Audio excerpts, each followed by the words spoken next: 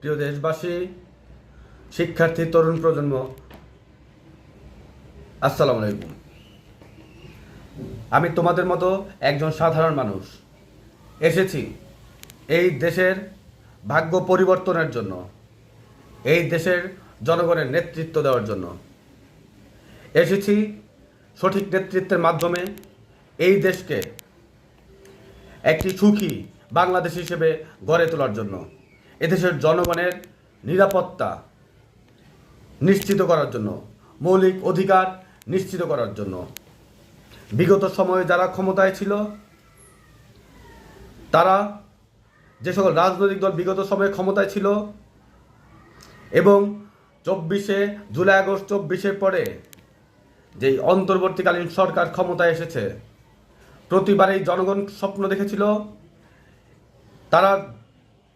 তাদের ভাগ্যের পরিবর্তন হবে, তাদের দুঃখের দিন শেষ হবে।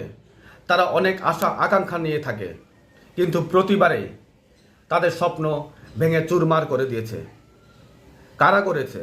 যারা এদেশে রাষ্ট্র ক্ষমতায় ছিল। তারা রাষ্ট্র ক্ষমতায় থেকে জনগণের স্বপ্নকে কখনো মূল্যায়ন করেনি। তারা শুধুমাত্র লুটপাট, চাঁদাবাজি, অর্থ পাচার এবং ক্ষমতায় টিকে থাকার জন্য, আজীবন ক্ষমতায় থাকার জন্য নীল নকশা ষড়যন্ত্র করেছে। দেশবাসীকে ধোঁকা দিয়েছে, তাদের মৌলিক অধিকার কেড়ে নিয়েছে, তাদের ভোটের অধিকার কেড়ে নিয়েছে। দেশের সুশাসন প্রতিষ্ঠিত করতে পারেনি, শিক্ষাকে তো করেছে কলঙ্কিত। আমি মোহাম্মদ জহিরুল আলম সৌরভ। আমি স্বপ্ন দেখি এদেশের মেধাবীরা একদিন এদেশের নেতৃত্ব দিবে।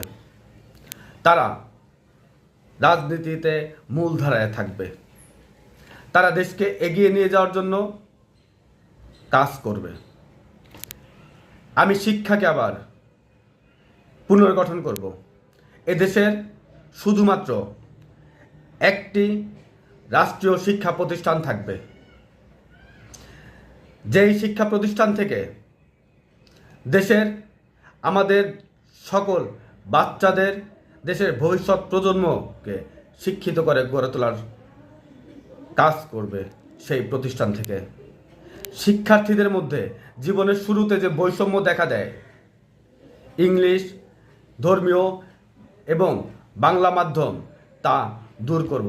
সকল শিক্ষার্থী, সকল শিশু একই কাঠামোতে এবং একটি শিক্ষা প্রতিষ্ঠান থেকে তারা শিক্ষা গ্রহণ করবে। সেই সকল শিক্ষার ব্যয় রাষ্ট্র বহন করবে। সেখান থেকেই তাদেরকে ধর্মীয় নৈতিকতা, মূল্যবোধ এবং একজন ভালো মানুষ হিসেবে গড়ে তোলা হবে।